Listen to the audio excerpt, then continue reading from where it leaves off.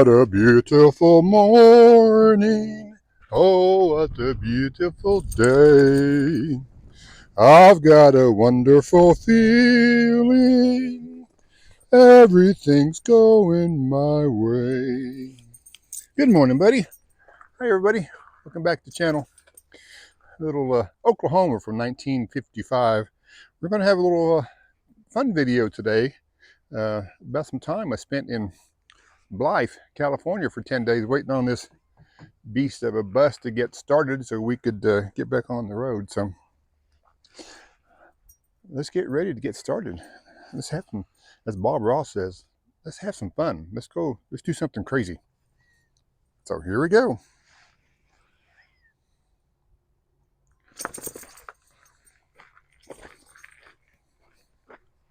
First of all, I want to say thanks for watching the channel, and just want to go over a little bit of a, I don't know, kind of a what I went through in Blythe, California in the Motel 6, which was a nice motel. It's probably built back in the, was it the days when the Brady Bunch were on TV? Not the reruns, the original ones. What do you want today? You want to be on camera? I got the vocal in the background. So, what? You want to come over here? Well, come over here. You got to get him in the picture. He can't go very far. He's on a leash. You want to sit there? No, you're not close enough. All right, come here. Let's get him on the camera. Hold on. All right, here we go.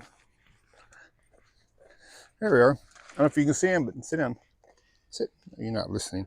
He wants to be attention this morning. It's too early in the morning for him to not get his attention. But the, oh yeah, the time in Blythe. It was a, I could say this. It was an enjoyable time. It wasn't really enjoyable, but it was, you know, doable. That was the first time in a long time that I've just been stuck in a room and watching that big box on the wall that just, I'm sorry, just, it, you know, that TV thing. I haven't seen a TV show in probably, I don't know, 8 or 10 years.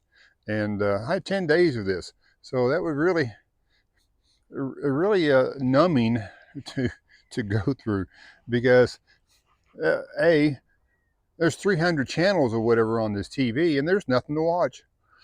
You know, a quarter of them would be news, a quarter of them would be Hispanic or Latino or French or some version that I couldn't understand, and then the other ones were reality and cooking, and there was a game show, and there was a TV Land, and those things that I watched those because I can relate to those back in my day. But in movies, I mean, crime movies, everybody's, you know, murder mysteries and things, and sports. So I'm not a sports fan, so I didn't want to watch any sports, but I did watch some of the TV. So I did watch the some movie channels. I'm not sure what they were, but the first one I came across was 1940 version of the Seahawk with Errol Flynn. Let me get my, oh, I need a prop, hold on. Here it is. You know, they go through and they're dashing and they're cutting and they're clank, clank, clank. And they're fighting all these, you know, on these, you can tell they're Hollywood sets because the ground, the floors is something Fred Astaire would have danced on. Bright, shiny reflection, and this one candle in the corner lights up the whole room. So, you know, and then I know movies are made for entertainment, and they were. But it went on, and then I watched the entire Pirates of the Caribbean season, 3, I think there's 3 of them. Watch the 3 Pirates of the Caribbean. Come here, don't run off. Watch the 3 Pirates of the Caribbean. And let me tell you, quite a bit of difference from the 1940 Errol Flynn swashbuckling to Johnny Depp and the other guys having sword fights on a rolling water wheel down the side of an island hill into the ocean. It's and, you know, CGI has come a long way, people, a long way. But you want to shake? Okay. But yeah, we watched that, and then we went to, we didn't go anywhere. We watched, what was on next? The Music Man. Oh yeah, I watched that 19. Don't quote me on all these. I think 1962. Robert Preston and Shirley Jones. Mama Partridge from back in the 70s, and little Opie Taylor. Ron Howard was in there, and he was singing. I remember this one because this had a little history on my grade school time. The Wells Fargo Wagon. That song that goes, "Oh, the Wells Fargo wagon is a coming down the street. Hope that it's fair for me." I remember that. You can laugh if you want. I'm laughing. But back in grade school, in the what was it? Late '60s, early '70s. Don't remember the year exactly, but I sang that song, "The Wells Fargo Wagon," in a elementary school talent show. Um, didn't win, and just like right now, I didn't win there, but kind of kind of interesting because I mean a little bit of a grade school history. You think these things that come back and they trigger memories as you go along. The grade school, the talent show, and also for some unknown reason, in the sixth grade, probably about 1970, 1971, I got the best penmanship award. I, People, I'm sorry, that has to have been rigged because my handwriting is simply awful. But I got best penmanship award. So, and I do remember this. One other thing I did is in the elementary school is I worked in the cafeteria. Cleaning trays and putting food on there because um, several reasons. One, you got out of class early to go into the cafeteria to work. B, you got back to class late after lunch. And C, it was free because you worked there.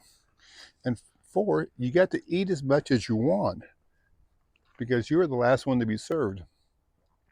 And my favorite memory of any food, I think, besides in grade school and in school lunches, besides the little square pizzas, would be the apple crisp.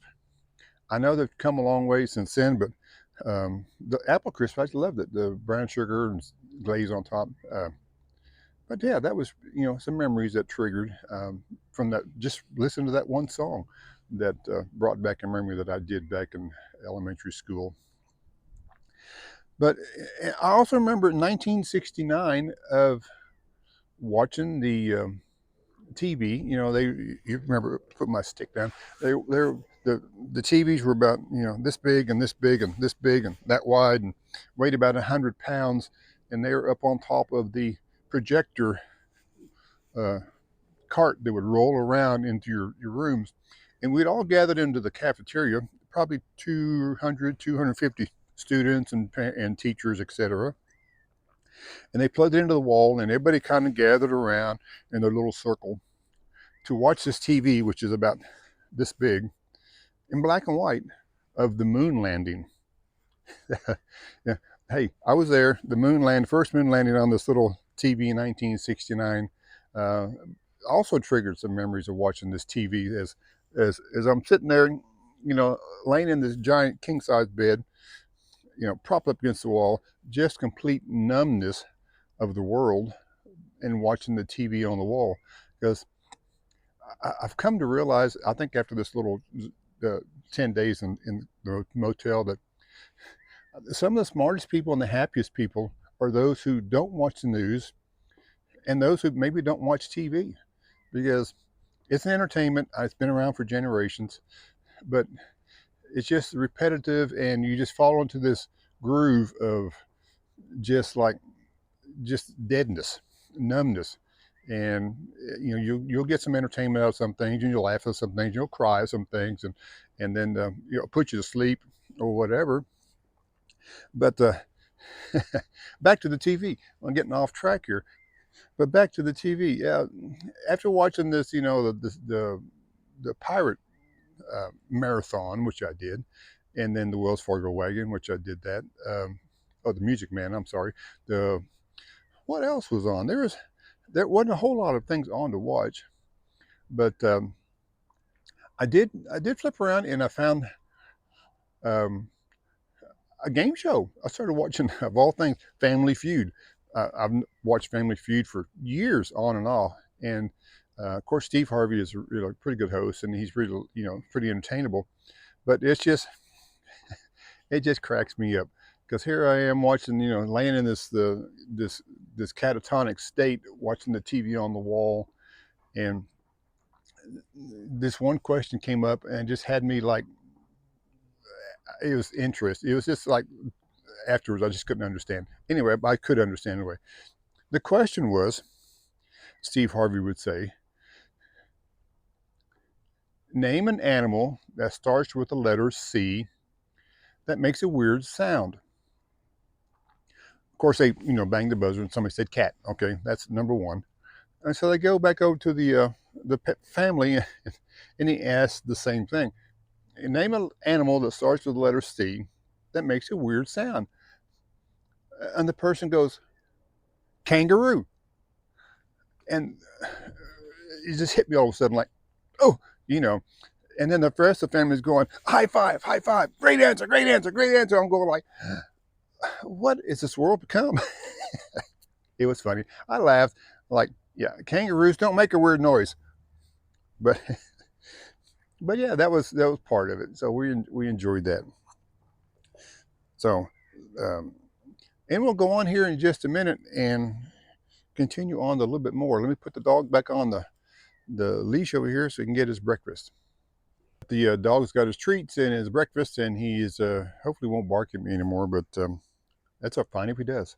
We're out here in the desert still in the Black Canyon trailhead area, but get back to our TV in California is the what else did I watch? Seven Brides for Seven Brothers from 1954. I've seen it many times, and I told my family years ago. So they said, "How do you like the movie?" I said, "It'd be great if it wasn't for all that singing and dancing." But it was good. Like Howard Keel, the main star, comes into town after being uh, snowbound in the mountains of, I think, Washington or Oregon somewhere for the winter season, and comes in to find a woman, and he has six more brothers, so it makes seven brothers. But he comes in, he goes like, "Bless this beautiful hide, wherever you may be. We ain't met yet, but I'm willing to bet you're the gal for me." Yeah, and that's really me singing. I'm not the best singer, but I like to, throw out a few verses once in a while.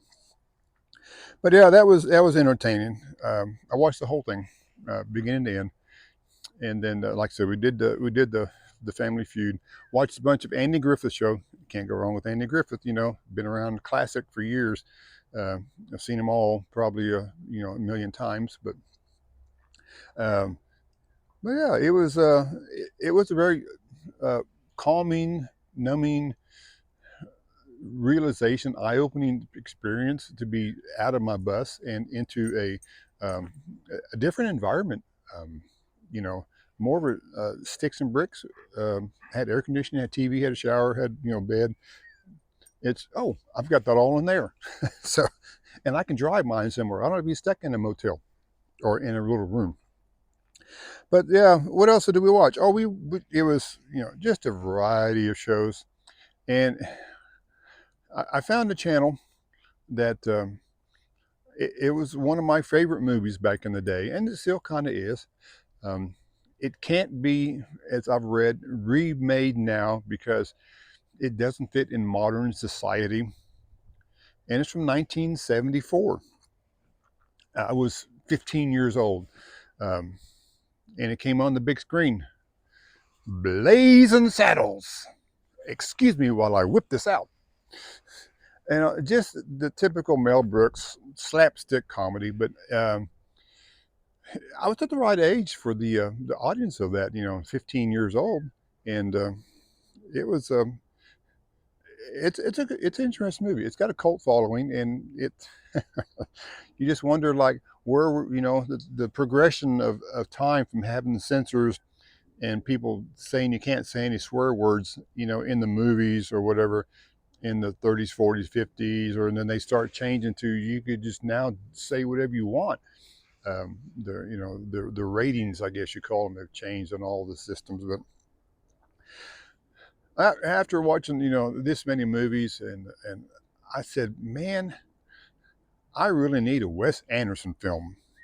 And I thought, there's no way Wes Anderson's going to be on TV in the motel room. Lo and behold, the fantastic Mr. Fox came on.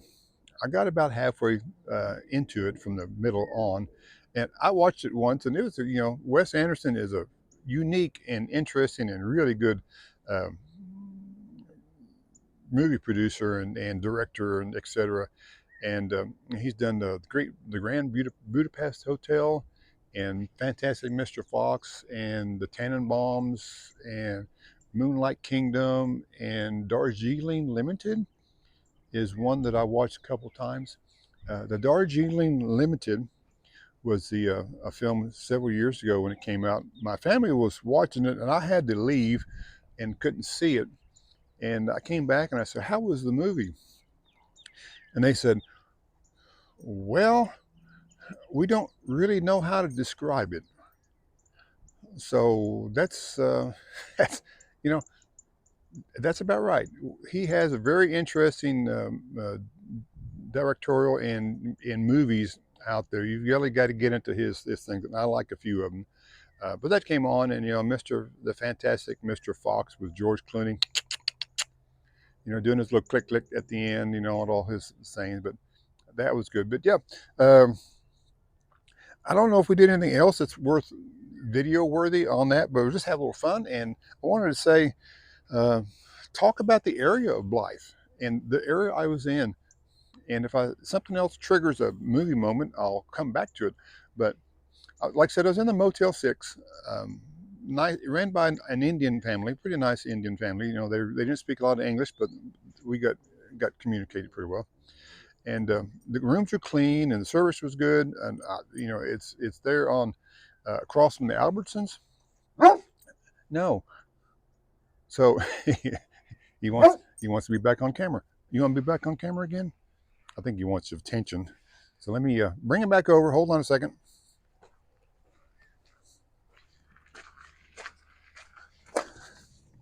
Maybe unhook him from the bus.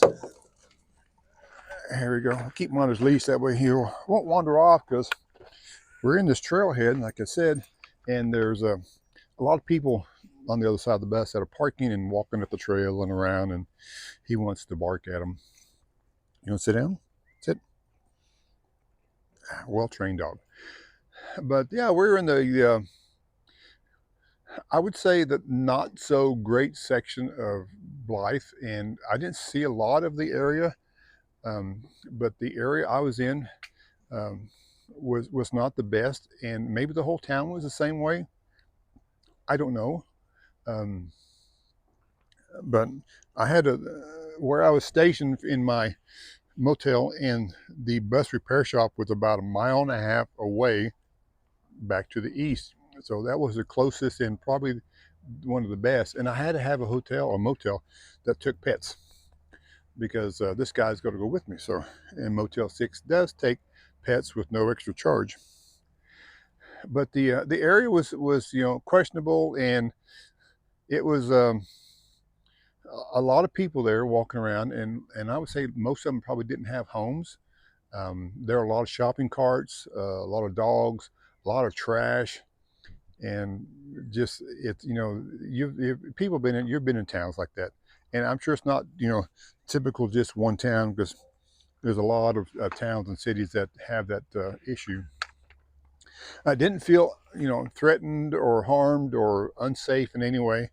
It does make a difference when you're walking with a 100-pound dog that people kind of avoid you.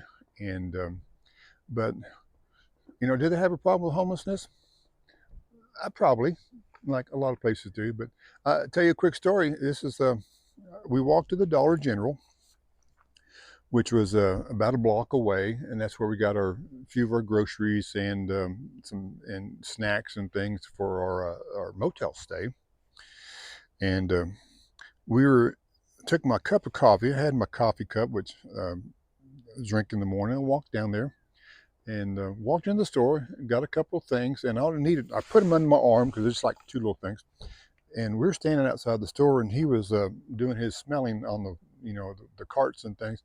And I was standing there with my empty cup of coffee because it was empty, and I was standing and watching him, and people were going in and out. And I turned around, got to leave, and I looked down, and there was $1 in my coffee cup. So yeah, uh, there's a little issue with that homeless situation, but like I said, no one bothered me. Everybody kept to themselves. They have their little spaces they go to, the cardboard beds and their lean-tos and their shopping carts and things, but didn't cause any issue. And like I said, there's just a lot of trash.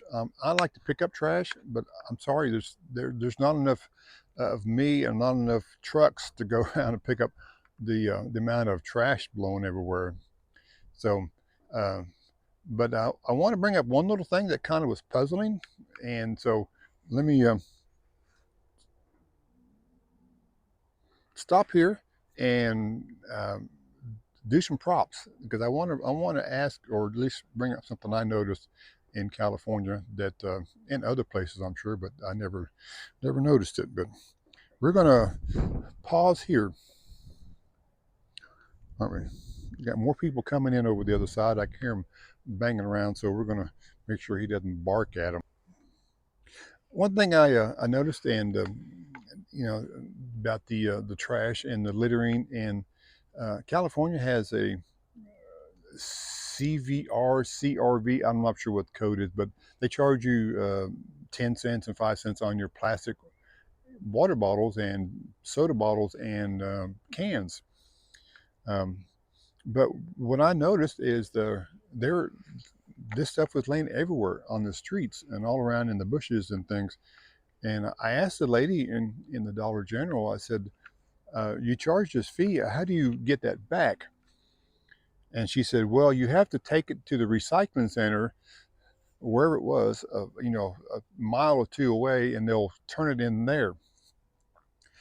And that's fine, but I'm thinking, like, these people out here, walking around, that they're not going to be picking up plastic bottles and cans and taking them a mile or so um, down to the recycling center to get their $2 or whatever they have. But and I asked her, I said, when I was in Germany, every store that we went into, the grocery store and things, had a machine, looked like a giant soda, dispensing machine, but it had a hole in the front of it.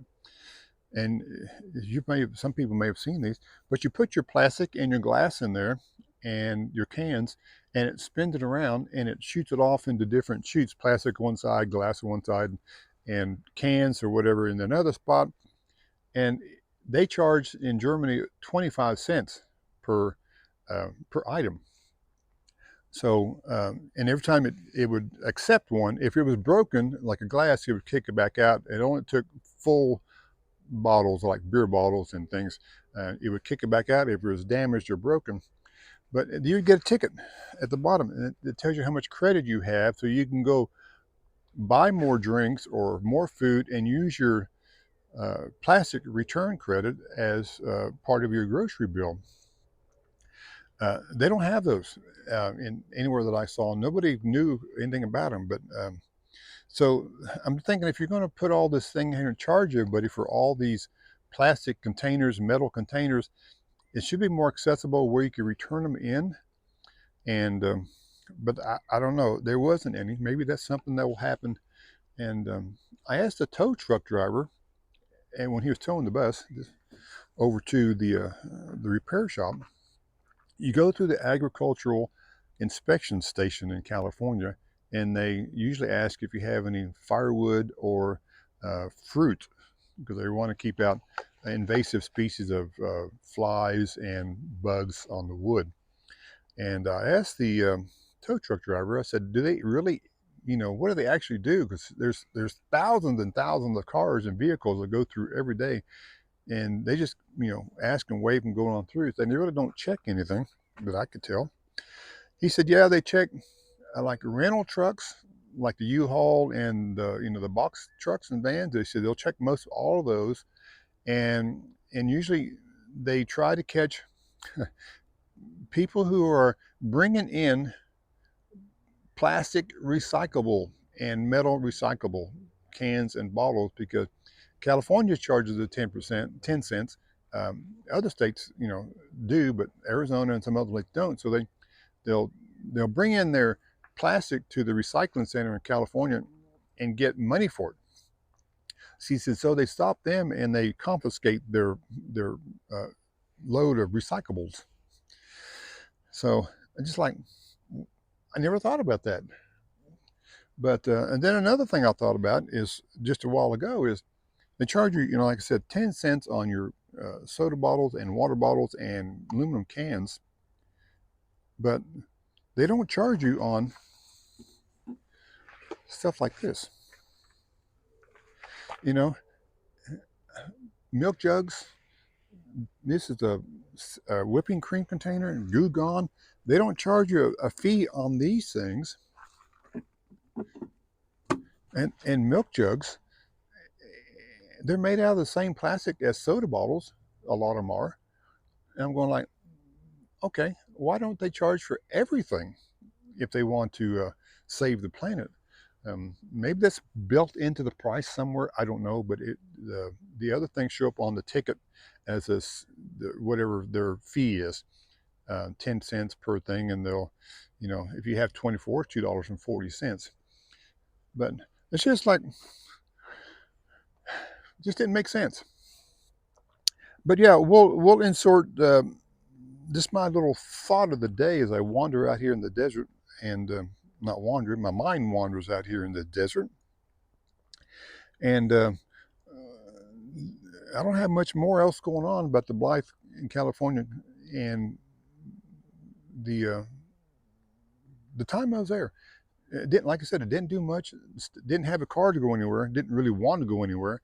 I have a dog, so I basically just walked around the area and a couple blocks around and did our little 10-day routine, and walked to the Dollar General, and there's a little Caesars across the street, and so got some my fast food fix that I haven't had in months and months. But we did about a 1.5 mile walk to the repair shop to wait on the bus, and there was, you walking down, like, so this old part of town with a lot of empty buildings and boarded up buildings and trash and shopping carts, and just something from maybe like looks like Route 66 had gone through there, and everything had just shut down. There were a few places that were open, and a couple have tried to modernize, but the gas stations on the corner were, decent and pretty good shape. But all the little motels, and from the 50s, and the blue, I think it was called the Blue Line Motor Lodge and RV Park, straight from the psycho days of the the late 50s. It was closed and abandoned, but as with a lot of other places. But I don't know. We're really glad to be back on the road. Me and the pup, he's right over there, and get out from the hustle and bustle and get away from the TV. I have a TV in the bus. I have internet in the bus. I usually just watch Netflix. No, I'm sorry. I haven't even watched Netflix in years. I usually watch YouTube because I'm spend 90% of my time outside, and in the evening I watch a couple hours of YouTube videos that I follow, and kind of go from there. But so I think we'll kind of end our little jaunt and our laughter, and just enjoy this view. We're going to be heading out here today and going north. But I want to say thanks for watching. Hope you enjoyed this little mini, rant and rave, and hope it came across funny, because it was kind of amusing when I was going through it. But yeah, we're going to enjoy it, buddy. Thanks for watching, and we'll see you on down the road.